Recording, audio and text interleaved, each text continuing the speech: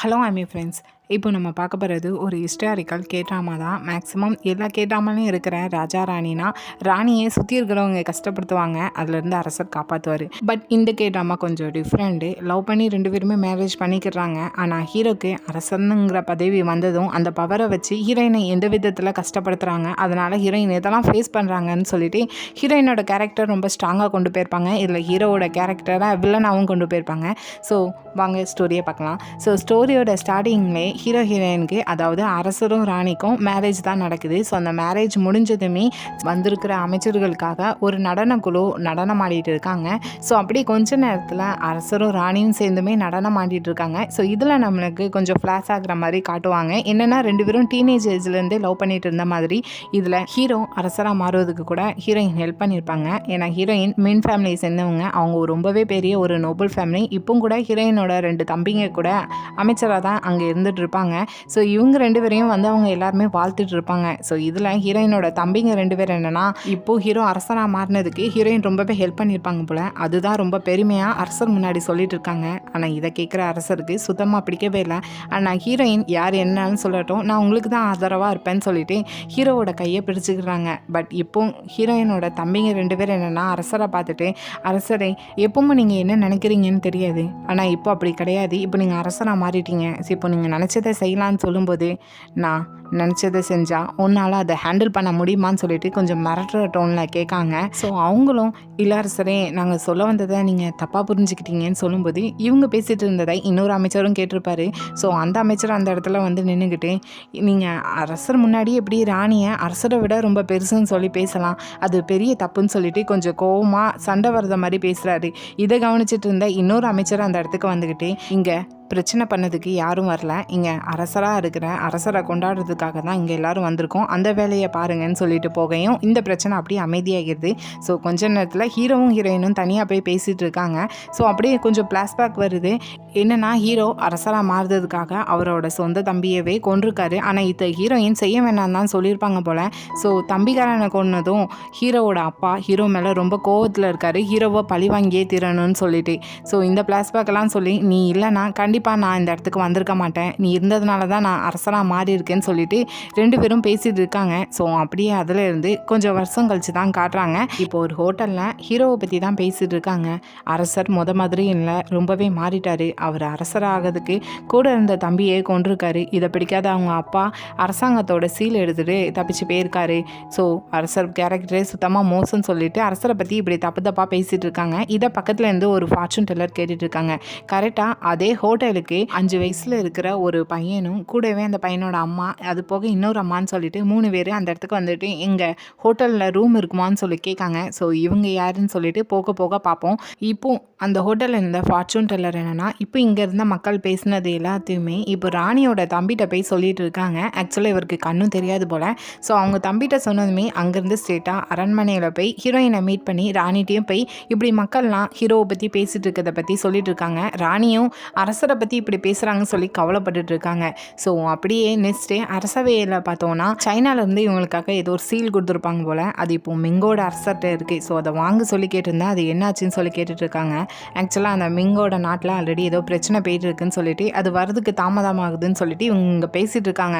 ஆனால் அப்படியே கொஞ்ச நேரத்தில் இந்த நியூஸ் ஆல்ரெடி ஹீரோயினுக்கும் போயிட்டு போல். ஸோ அரசரை மீட் பண்ணி அதை பற்றி பேசுகிறாங்க.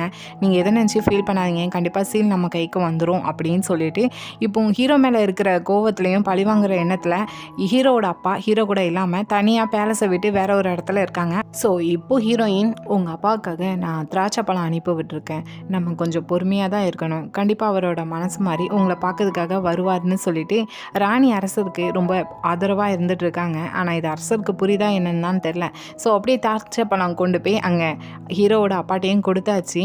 அவரும் பார்த்துட்டு, ஆமாம் அரண்மனையில் என்ன வேலை பார்த்துட்ருக்கேன் நீன்னு சொல்லும்போது, அரண்மனையில் எரிகிற விளக்குகளுக்கு நான் தான் பாதுகாவலனாக இருக்கேன்னு சொல்கிறாரு. பாதுகாவலனா? சரி, நீ இந்த பழத்தை என்கிட்ட தந்ததுக்கப்புறம் நான் என்ன சொல்கிறேங்கிற செய்தியை நீ அங்கே இருக்கிற ராணிட்டையும் அரசர்கிட்ட போய் சொல்லணும் தானே. ஒரு வேளைக்கு சொல்கிறப்போ உன் கழுத்தில் தலையில் நான் என்ன பண்ணுறதுன்னு சொல்லிட்டு சொல்ல, அவரும் காட்டுக்குள்ளே இருக்கிற சிங்கத்திட்ட தனியாக விட்ட மாதிரி ரொம்பவே பயப்படுறாரு. என் பக்கத்தில் வான்னு சொல்லிட்டு அவர்கிட்ட எதையோ பேசுகிறாரு. பட் என்ன நம்மளுக்கு காட்டலை. ஸோ இப்போ அந்த சின்ன பையனோட வந்தவங்க இருக்காங்க. இப்போ ஹோட்டலில் தான் தங்கியிருக்காங்க. அதில் இருக்கிற ஒரு அம்மாவும் அந்த குட்டி பையனை பார்த்ததும், உன்னோட அப்பாவை பார்த்து நீ எப்படி பேசுவேன்னு சொல்லி கேட்கும்போது, அரசரை என்னை நல்லா பார்த்துக்கோங்கன்னு நான் சொல்லுவேன்னு சொல்கிறான். ஸோ ஹீரோ தான் இந்த பையனோட அப்பா, இந்த பையனோட அம்மா தான் ஹீரோக்கு காங் பையனாக இருந்திருப்பாங்க. ஸோ இப்போ கூட இருக்கிற அந்த அம்மாவும், இவன் அரசரோட பையன் இளவரசன். ஸோ இளவரசன் அரண்மனையில் வாழாமல் இவ்வளோ நாளாக வெளி உலகத்தில் இப்படி சாதாரண இடத்துல வாழ்ந்தது தெரிய வந்தால் பிரச்சனை வராதான்னு சொல்லும்போது, என்ன ஆனாலும் சரி அரண்மனையில் தான் வாழணும், அப்படி இல்லைனா மொத்தமாக சாக வேண்டியதான்னு சொல்லிட்டு அந்த பொண்ணும் சொல்லிட்டு இருக்கா. ஆக்சுவலாக என் பேர் யங்ஸில் கொஞ்சம் முக்கியமான கேரக்டர் தான். ஸோ நெக்ஸ்ட் டேவே அந்த பையனை கூட்டிகிட்டு ஸ்ட்ரெயிட்டாக ஒரு அமைச்சரை தான் போய் மீட் பண்ணுறான். அந்த அமைச்சரை பார்த்துட்டு என்ன நடந்துச்சுங்கிறத சொல்கிறான். ஆக்சுவலாக இவன் வந்து ராணியோட அரண்மனையில் தான் பணிப்பெண்ணாக இருந்திருப்பான். அதுக்கப்புறம் அரசருக்கு காங் பையனாக மாறி இருப்பான். சடனாக ஒரு நாள் காணாமல் போயிருப்பான். ஸோ இப்போ அதுக்கப்புறம் அந்த பையனோட இந்த இடத்துக்கு வந்திருக்கா. இது அமைச்சர்கிட்ட சொல்லி அரசர்கிட்ட சொல்லி அனுப்புகிறான். ஸோ அங்கே ஆல்ரெடி அரசர்கிட்ட அவங்க அப்பாவுக்கு திராட்சை கொண்டு போனால் அந்த பாதுகாவலர் பேசிகிட்டு இருக்காரு. திராட்சை கொண்டு போய் கொடுத்துட்டேன்னு சொல்கிறாரு. சரி, என்னோட அப்பா எதுவும் சொன்னாரான்னு சொல்லும்போது இவன் ஏதோ திணறிக்கிட்டு, இல்லை அரசரை என்கிட்ட எதுவுமே சொல்லலை அப்படின்னு சொல்லி முடிச்சிருந்தான். ஸோ அவர் போனதுமே அமைச்சர் ஹாரியாங்கும் இப்படி யங்ஸில் குழந்தையோட வந்திருக்காங்கிற செய்தியை அரசர்கிட்ட போய் சொல்கிறாங்க. அரசரும் நைட் டைம் ஆனதும் ராணியை தனியாக லைப்ரரியில் மீட் பண்ணி, உனக்கு யங்ஸில் ஞாபகம் இருக்காளான்னு சொல்லி கேட்கும்போது, ஆமாம் ஞாபகம் இருக்கா, இப்போ என்ன ஆச்சுன்னு சொல்லும்போது, அவள் திரும்ப வந்திருக்கா, என்னோட குழந்தையோட வந்திருக்கா இளவரசரோடன்னு சொல்லும்போது இது ராணிக்கு பெரிய ஷாக்காக தான் இருக்குது. ஆனால் அரசர் எதுக்காக அவளை தனியாக அனுப்பியிருப்பாங்கன்னா, அவள் ப்ரெக்னென்ட் ஆனதும் ராணி எதுவும் பண்ணிடுவாளோன்னு சொல்லி தான் அவளை தனியாக ஒரு இடத்துல வச்சு பார்த்துருப்பாங்க. ஸோ இது ராணிக்கும் நல்லா புரியுது. இதுக்கெல்லாம் காரணம் ஹீரோ தான், அதுவும் எதுக்காக பண்ணியிருக்காங்கன்னு சொல்லிட்டு. ஸோ அடுத்ததாக ராணியும் நான் ஃபஸ்ட்டு குழந்தைய பார்க்கணுன்னு சொல்கிறாங்க. அதுக்கு அரசரும் முடியாதுன்னு சொல்லும்போது, இல்லை நீங்கள் தலையிடக்கூடாது, இது ராணி தான் பார்த்துக்கிட்டணும், இதை நான் பார்த்துக்கிட்டேன்னு சொல்லிட்டு இருக்கும்போது இவங்க இருக்கிற அதே அறையில் ஹீரோவை கொழுதுக்காக ஒரு அசாசியன் வந்துருதான். ஸோ அவனும் ஹீரோவும் இப்போ சண்டை போட்டுட்டு இருக்காங்க. ஹீரோயினை பார்த்து, இந்த கத்தியை நீ வச்சுக்கோ, இவனை நான் பார்த்துக்கிறேன்னு சொல்லிட்டு அவரோட கத்தியை கொடுத்துட்டு இங்கே இந்த அசாசியன் கூட சண்டை போட்டுட்டு இருப்பாங்க. இந்த டைம் கரெக்டாக அந்த கத்தியை வச்சு அந்த அசாசியனை ஹீரோயின் குத்திடுவாங்க. ஸோ இந்த டைம் அவன் ஃபேஸில் இருந்த துணி லைட்டாக விலகும். அது யாருன்னு சொல்லிட்டு ஹீரோவும் நல்லா பார்த்துருவாங்க. இது அரசருக்கு பெரிய ஷாக்காக இருக்கும். அதுக்குள்ளே வெளியிருந்து பாதுகாவலர்கள்லாம் வந்ததும் அந்த அசாசியன் தப்பிச்சு போயிடுவான். இந்த டைம் கரெக்டாக ஹீரோயினோட பனிப்பெண்ணும் வந்து ஹீரோயினை கூட்டிகிட்டு போவாங்க. அரசர் அந்த பனிப்பெண்ணையும் ஒரு விதமாக பார்த்துட்டு தான் இருப்பாங்க. ஸோ நெக்ஸ்ட் டே அந்த அசாசியன் உள்ளே வர்றதுக்கு காரணம் அன்றைக்கி திராட்சை பழம் கொண்டு போன அந்த பாதுகாவலர் தான் சொல்லி கண்டுபிடிச்சிட்டாங்க. யார் இந்த வேலையை பார்த்தது, அந்த அசாசியன் யார் அனுப்பின ஆளுன்னு சொல்லிட்டு அந்த பாதுகாவலர் பிடிச்சு அடித்து கேட்கும்போது அவனும் கரெக்டாக ஹீரோவோட அப்பாவோட பேரை சொல்ல வரான். ஸோ எங்கே சொல்லிட்டானா தன்னோட அப்பாவுக்கு தண்டனை கொடுக்க வேண்டியது வரும்னு சொல்லிட்டு ஹீரோவே வாள் எடுத்துகிட்டு யார் மேலே பழி போட பார்க்கன்னு சொல்லிட்டு அந்த பாதுகாவலரை எல்லாரும் முன்னாடியும் கொன்னுருதாங்க. ஸோ இப்போ அரசரோட எண்ணம் எப்படி இருக்குன்னா, தான் அரசனானதுக்கு தன்னோட அப்பாவே தன்னை கொல்லதுக்கு ட்ரை பண்ணிட்டு இருக்காங்க. இன்னொரு பக்கம் ஹீரோயினோட ஃபேமிலியாக இருக்கிற மின் ஃபேமிலி தான் தன்னை அரசனாக்குனதுனால அந்த ஃபேமிலிக்கு தான் ஒரு பப்பட்டாக இருக்கிற மாதிரி ஹீரோ ஃபீல் பண்ணுறாங்க. ஸோ நெக்ஸ்ட் டேவே ராணி ஸ்ட்ரெயிட்டாக யங்ஸிலோட குழந்தைய பார்க்கறதுக்காக அவள் இருக்கிற இடத்துக்கு தான் போகிறாங்க. ஸோ அங்கே யங்ஸிலையும் மீட் பண்ணி, உன்னையும் சரி உன்னோட குழந்தையும் சரி நான் பார்த்துக்கிறேன், நான் என்ன சொல்கிறேனோ அதை மட்டும் நீ செஞ்சால் போதும்னு சொல்லி பேசிகிட்டு இருக்காங்க. அதுக்கு யங்ஸிலும் எங்கள் ராணி பேசுகிறது கேட்டு அழுதுட்டு இருக்கா. இவன் நல்லவளா கெட்டவளாங்கிறது போக போக தான் தெரியும். ஸோ பேசி முடிச்சுட்டு வந்துட்டு இருக்கிறப்போ கூட இருக்கிற இன்னொரு பணிப்பெண்ணும் ராணிகிட்ட, நான் அரசர் இதெல்லாம் பண்ணுவார்னு எதிர்பார்க்கல, எப்படி இன்னொரு காங் பெயின் அவங்களுக்கு இருக்கலாம்னு சொல்லி பேசிட்டு வந்துட்டு இருக்காங்க. இதை நினச்சி ராணியும் ஃபீல் பண்ணிட்டு இருக்கிற மாதிரி தான் இருக்குது. ஆனால் அரண்மனையில் இருக்கிற அரசர் என்னன்னா, இவ்வளோ நாள் யங்ஸில் குழந்தையோட வெளியே வாழ்ந்தது போதும், அரண்மனைக்கு கூட்டிகிட்டு வாங்கன்னு சொல்லிட்டு ராணியை பற்றி கொஞ்சம் கூட யோசிக்காமல் பேசிகிட்டு இருக்கிற மாதிரி தான் இருக்குது. ராணியும் இந்த செய்தியை தெரிஞ்சதும் ஸ்ட்ரெயிட்டாக அரசரை தான் போய் மீட் பண்ணுறாங்க. அப்போது அரசர் அரியணையில் உட்காந்துட்டு இருப்பாங்க. அரியணையை விட்டு கீழே வாங்க, நான் உங்கள்கிட்ட பேசணும், நான் இங்கே கணவன் மனைவியாக பேச வந்திருக்கேன், அரசர் ராணியாக பேச வரலன்னு சொல்லும்போது அரசரும் இறங்கி வராங்க. அரசரும் ஹிங்சுலினி அரண்மனையில் தான் இருப்பான், அவன் என்னோட குழந்தை இங்கே தான் இருப்பான்னு சொல்லும்போது ராணியும், நான் இதை பற்றி மட்டும் பேச வந்திருக்கேன்னு நினச்சிங்களா என்ன, இங்கே யங்ஸில் அரசரோட காங் பையனாக இருக்கணுமா இருக்கக்கூடாதாங்கிறத ராணி தான் முடிவு பண்ணணும். அது மட்டும் இல்லை, அவங்க ரெண்டு பேரையும் நான் பார்த்துக்கிறேன்னு தானே சொன்னேன், ஆனால் அதை விட்டுட்டு இதெல்லாம் நீங்கள் ஹேண்டில் பண்ணால் என்ன அர்த்தம், இங்கே இருக்கிற எந்த பொண்ணை வேணால் உங்களுக்காக நீங்கள் தேர்ந்தெடுக்கலாம், ஆனால் என்னோட அரண்மனையில் எனக்கு க்ளோஸாக இருந்த பண்ண நீங்கள் தேர்ந்தெடுத்துக்கு என்ன அர்த்தம், அவளை வச்சு என்னை பொறாமப்படுத்தணும்னு பார்த்துட்ருக்கீங்களா, இது எனக்கு எவ்வளோ பெரிய அவமானங்கிறது தெரியுமான்னு சொல்லும்போது அவமானமா? என்னோட அப்பாட்டேருந்து என்னோட உயிரை காப்பாற்றிக்கிறதுக்காக உன்னோட ஃபேமிலி கிட்ட வந்து நான் ஒட்டிக்கிட்டேன். அது எனக்கு இப்போது பெரிய அவமானமாக இருந்துகிட்ருக்கு. அதுக்கு தான் பதிலுக்கு இதை நான் செஞ்சேன்னு சொல்லும்போது, அதுவும் இதுவும் ஒன்றாகுமா? நான் அதெல்லாம் யோசிக்கலை. பதிலுக்கு உனக்கு பெருசாக ஒன்று தரணும்னு நினச்சேன். அதான் இந்த விதத்தில் நான் உனக்கு தந்தேன். இப்போ நான் இந்த நாட்டோட அரசன். இங்கே இருக்கிற எல்லாமே எனக்கு ஒரு பொருள் மாதிரி தான். ஸோ நான் என்ன சொல்கிறேனோ அதை தான் நீ செய்யணும்னு சொல்லும்போது, இதுக்கு ராணியும் நான் ஒன்றும் உங்களோட பொருள் கிடையாதுன்னு சொல்லிட்டு தைரியமாக நேருக்கு நேராக சொல்லிவிட்டு அந்த இடத்துலேருந்து ராணி கோவத்தோடு கிளம்பி போகிறாங்க. ஆனால் இன்றைக்கி நைட்டு அவங்க 2 பேரும் ஒன்றா இருக்க வேண்டிய நாள் போல். ஸோ ஆல்ரெடி 2 பேருக்குள்ளே பிரச்சனையாக போயிட்டு இருக்கிறதுனால ராணியும் இன்றைக்கி வேண்டான்னு சொல்கிறாங்க. ஆனால் இருக்கிற எல்லா கோர்ட் லேடிஸும் இப்போ நீங்கள் வேண்டான்னு சொல்லிட்டீங்கன்னா பிரச்சனை எங்களுக்கு தான், தயவு செஞ்சு எங்களுக்காக இதை செய்யுங்கன்னு சொல்லும்போது ராணியும் சரின்னு சொல்லிட்டு அறையில் வெயிட் பண்ணிட்டு இருக்காங்க. அரசரும் வராங்க. ஆனால் வந்ததும் ராணி என்னென்னா அரசரை பார்த்ததுமே, அரசராக ஆனதும் நீங்கள் இந்த அளவுக்கு மாறுவீங்கிறது எனக்கு தெரியாது. ஒரு வேளைக்கு எனக்கு தெரிஞ்சிருந்தா என்னோடய ஃபேமிலியை வச்சு உங்களை நான் இந்த இடத்துல அரசராக மாற்றிருக்க மாட்டேன்னு சொல்லும்போது, இதை கேட்டதுமே அரசரும் கோவத்தோட அந்த இடத்துல இருந்து கிளம்பி உடனே போய்தாங்க. ஸோ ராணியும் கொஞ்ச நேரம் கழித்து பொறுமையாக அரசரை பார்த்து பேசுவோன்னு சொல்லிட்டு அரசரோட அரண்மனைக்கு வந்தால், அதுக்குள்ளே அங்கே இருக்கிற எல்லா கோர்ட் லேடிஸும் ராணியை ஸ்டாப் பண்ணுறாங்க. இல்லை ராணி, இதுக்கு மேலே நீங்கள் அரசரோட அறைக்கு போகக்கூடாதுன்னு சொல்கிறாங்க. உடனே இங்கே ராணிக்கும் நல்லாவே புரிஞ்சிருது யார் இன்னைக்கு அவரோட அறையில் இருக்காங்கன்னு சொல்லி கேட்காங்க. ஸோ அப்படியே நம்மளுக்கு காட்டுறாங்க. யார்னா அன்னைக்கு அசாசியன் அரசரை கொல்ல வந்த டைம் ராணி கூட ஒரு பணிப்பெண் இருந்ததா அரசர் கவனிச்சிருப்பாங்க தானே. ஸோ அந்த பணிப்பெண் கூட தான் இன்னைக்கு நைட் அரசர் ஸ்டே பண்ணுறாரு. பட் இதில் அந்த பணிப்பெண்ணுக்கு துளியும் இஷ்டம் இருக்காது. இதனால் ராணி தான் கவலைப்படுவாங்கங்கிறது அவளுக்கு நல்லாவே புரியுது. ஸோ மறுநாள் விடிஞ்சதுமே அரண்மனைக்கு பின்னாடி இருக்கிற ஒரு அறையில் தான் அவளை ஸ்டே பண்ண சொல்லி கொடுக்காங்க. ஸோ இப்போ ஒரு ஃப்ளாஷ்பேக் வருது. ஆக்சுவலாக இவன் இந்த இடத்துக்கு வந்ததுக்கு ரீசனே ஹீரோயின் தான். என்னென்னா சின்ன வயசில் இவளை அனாதையாக விட்டுட்டு அவங்க அம்மா அப்பா தனியாக போயிருந்தாங்க. ஸோ இவள் அங்கேருந்து அவங்ககிட்ட திருடி தான் சாப்பிட்டுட்டு இருந்திருக்கா. இதை ஹீரோயினும் கவனித்து அவளுக்கு சாப்பாடு வாங்கி கொடுக்குறப்போ ஹீரோயின் இருந்த ஒரு ஹேர் கிளிப்பையும் திருடிட்டு போயிருக்கா. மறுபடியும் ஹீரோயின் அவளை பிடிச்சி வச்சு அதே ஹேர் கிளிப்பை அவள் கையில் கொடுத்துட்டு, இதுக்கு பதிலாக ஏன் கூட என்னோட வீட்டுக்கு வா, உன்னை நான் பார்த்துக்கிறேன்னு சொல்லிட்டு அன்னையிலேருந்து அந்த பொண்ணை நல்லா பாசமாகவே ஹீரோயின் பார்த்துருக்காங்க பனிப்பெண்ணாக வச்சு. ஸோ இப்போ அந்த பொண்ணும் இதெல்லாம் நினச்சி ஃபீல் பண்ணி அழுதுட்டுருக்கா. இவள் பேர் சேரியான், முக்கியமான கேரக்டர் தான். ஸோ அப்படியே இன்னொரு பக்கம் ஹெட் கோர்ட் லேடிஸும் இந்த சேரியானை பற்றி இப்போ ஹீரோயின்கிட்ட சொல்லிட்டு இருக்காங்க. அவளோட அறைக்கு அவள் போயிட்டான்னு சொல்லும்போது ஹீரோயினும் இதுக்கு மேலே எதுவுமே சொல்ல வேண்டாம். இன்னொன்று மட்டும், இங்கே அவள் ரொம்பவே தாழ்த்தப்பட்ட இனத்துலேருந்து வந்த பொண்ணு. ஸோ சுற்றி இருக்கிற எல்லா கோர்ட் லேடிஸும் அவளை எதுனாலும் செய்யறதுக்கு வாய்ப்பு இருக்குது. ஸோ நீங்கள் தான் அவளை பார்த்துக்கணும்னு சொல்லிட்டு இப்போவும் அவன் மேலே கேரிங்காக தான் ஹீரோயின் நடந்துக்கிறாங்க. ஸோ அப்படியே அந்த ஹெட் கோர்ட் லேடியும் ஸ்டேட்டாக சேரியானை போய் மீட் பண்ணுறாங்க. அவளும் அழுதுட்டு தான் இருப்பாள். இங்கே ஹெட் கோர்ட் லேடிஸும் நீ எதை பற்றியும் கவலைப்படுறாத, உனக்கான இடம் இதுதான் என்கிட்ட ராணி சொல்லி தான் அனுப்பியிருக்காங்க. இங்கே இருக்கிற கோர்ட் லேடிஸ் யாராவது உன்கிட்ட தப்பாக நடந்துக்கிட்டா உடனே சொல்ல, நான் அதை பார்த்துக்கிறேன்னு சொல்லிட்டு அங்கேருந்து கிளம்பி போகிறாங்க.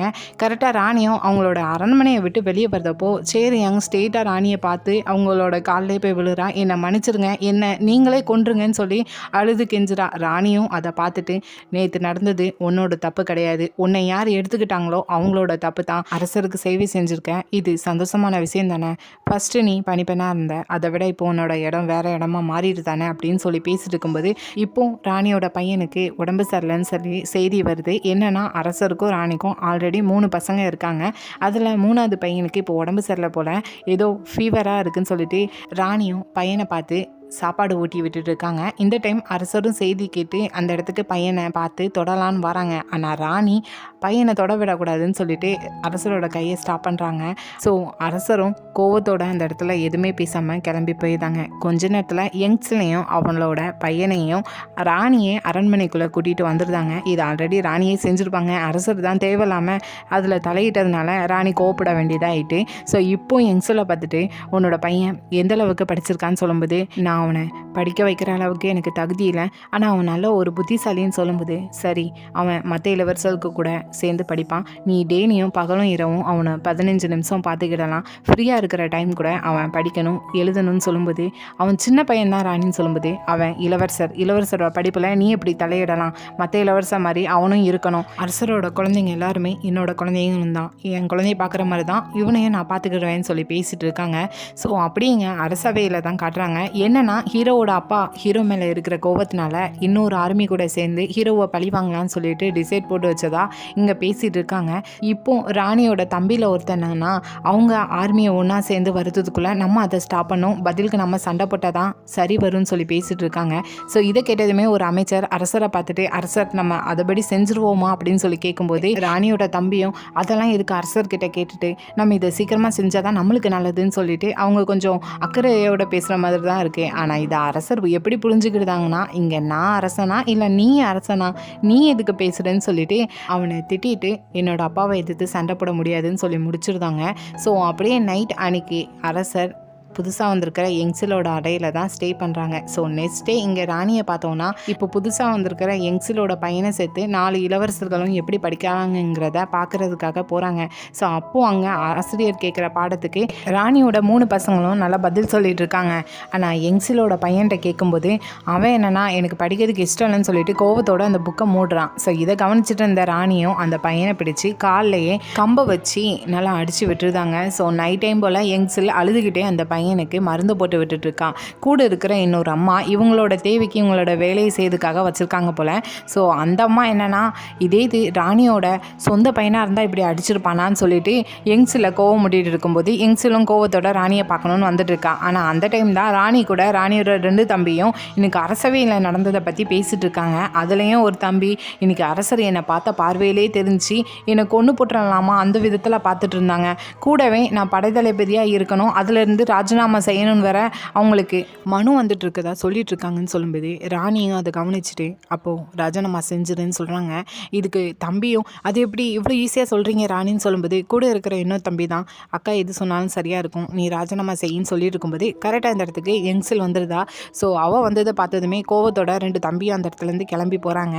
இப்போது அவள் என்னன்னா என்னோட பையன் அரசனாக போகிறது கிடையாது, அப்போ எதுக்கு இவ்வளோ கஷ்டப்பட்டு படிக்கணும்னு சொல்லும்போது அவனும் ஒரு இளவரசன் தான், எல்லாரும் மாதிரி தான் அவனும் இருக்கும்னு சொல்லும்போது இல்லவே இல்லை, அரசர் என்னை காதலிச்சது உங்களுக்கு சுத்தமாக பிடிக்கல, அதனால என் மேலே இருக்கிற கோபத்தை என்னோட பையன் மேலே காட்டிகிட்டு இருக்கீங்க, அதுதான் ரீசன் சொல்லும்போது என்ன பைத்தியம் மாதிரி உளறிட்டு இருக்க, நான் ராணியாக இருந்தாலும் அரசர் உனக்கு தான் சொந்தமாக இருக்கணும்னு நினச்சிட்டு இருக்கேன், அதனால நான் உங்களுக்கு தப்பாக தான் தெரியுவேன்னு சொல்லும்போது இந்த அளவுக்கு யோசிக்கிறவங்க ஏன் அரசரை தனியாக விட்டீங்க, அதனால தான் யாருக்கும் தெரியாமல் அரசர் கூட ஒன்றா இருந்தியான்னு சொல்லும்போது ஆமாம் உங்களை சுற்றி இருக்கிறவங்க அரசரை ரொம்பவே காயப்படுத்திச்சு, அதை என்னால் தாங்கி கொள்ள முடியலன்னு சொல்லும்போது போதும் அமைதியாக இருன்னு ராணியும் சொல்கிறாங்க. ஆனால் இவன் கூட கொஞ்சம் கண்டினியூ பண்ணுறா, இதெல்லாம் அரசரை தான் என்கிட்ட சொன்னாங்க, மின் ஃபேமிலி அவருக்கு ரொம்பவே கொடுமையாக இருந்திருக்குன்னு சொல்லும்போது ராணியும் கோபத்தோட அவளோட கன்னத்திலேயே 2 அறை விடுறாங்க. ஆனால் இந்த இடத்துல ராணியுமே அழுதுட்டாங்க, ஏன்னா இந்த அளவுக்கு அரசர் அவளுக்கு இடம் கொடுத்து வச்சுருக்கிறத நினச்சிட்டு.